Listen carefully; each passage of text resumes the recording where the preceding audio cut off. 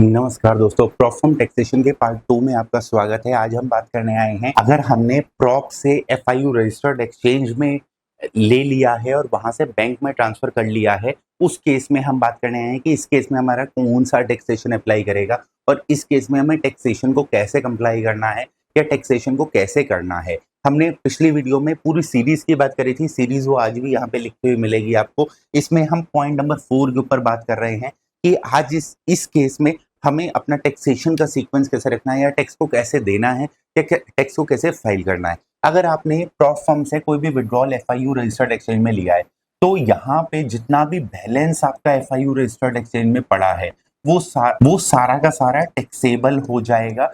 चाहे आपने उसको बैंक में कन्वर्ट किया या नहीं किया, उससे कोई भी लेना देना नहीं है। ये आपका पूरा का पूरा टैक्सेबल हो जाएगा। यहाँ पे जो इनकम आपकी रिपोर्ट होगी वो क्रिप्टो इनकम रिपोर्ट होगी।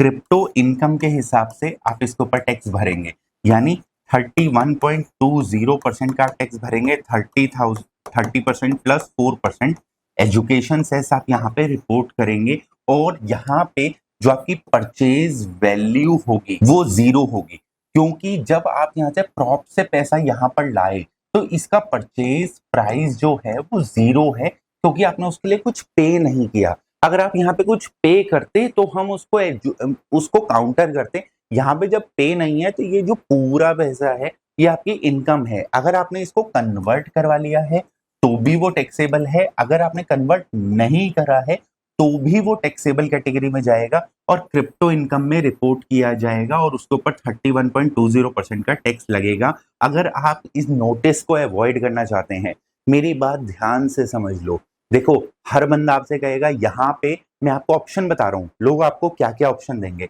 लोग आपको ऑप्शन देंगे कि प्रॉप से आपने मान लो $1000 लेकर आए, वहां पे आपका उस टाइम पे रेट था 82 का और जब आप सेल कर रहे हो तो रेट है 85 का, तो 3 इंटू 1000 के हिसाब से ये क्रिप्टो टैक्स भर दो और यहाँ पे आप बच जाओगे। ऐसा नहीं होगा। आप एक नोटिस को इनवाइट करना चाहते हो, आप कर सकते हो, उसमें किसी भी प्रकार से आपको रोका नहीं जा रहा है, लेकिन आप इसमें फंस जाओगे और आपको ये गलत तरीका नहीं अपनाना है। क्योंकि अगर आपका एक बार ये नोटिस आया या नोटिस, उस टाइम पे आपकी ये सारी जड़ें खो दी जाएंगी और उस टाइम कोई फायदा नहीं है कि आप ये बता पाओ कि ये प्रॉफर्म इनकम है, ये क्या इनकम है। जब हम यहाँ पे क्रिप्टो इनकम डिक्लेयर कर रहे हैं तो हम मैक्सिमम स्लैब को दे रहे हैं। मैक्सिमम स्लैब के बाद स्लैब चेंज करने से भी कोई इनकम टैक्स को फायदा नहीं होगा, तो आप भूल जाओ कि इनकम टैक्स में आपका केस लगेगा। आप यहाँ से बाहर हो जाओगे और यहाँ पे सिक्योर्ड हो जाओगे।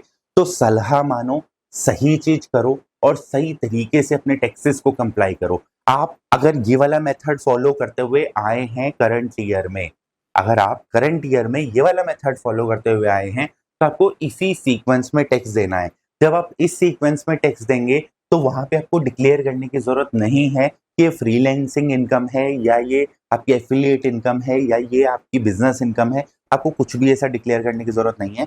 डायरेक्टली क्रिप्टो इनकम में आपको ये टैक्सेशन देना है और यहीं पे आपको इसी हिसाब से काम करना है, तभी आप सिक्योर रह सकते हैं। वरना आपको ये प्रॉब्लम आएगी, आगे चल के आपके केसेस लगेंगे, उस टाइम में आप फ्री हैंड नहीं रह पाओगे और जितना ट्रेड आप इधर उधर घुमा के कर रहे हो, P2P से कर रहे हो, उसमें भी आपको प्रॉब्लम हो जाएगी। अगर आपने मल्टीपल थिंग्स का यूज किया है तो ट्रांजैक्शन को सेग्रीगेट करना है।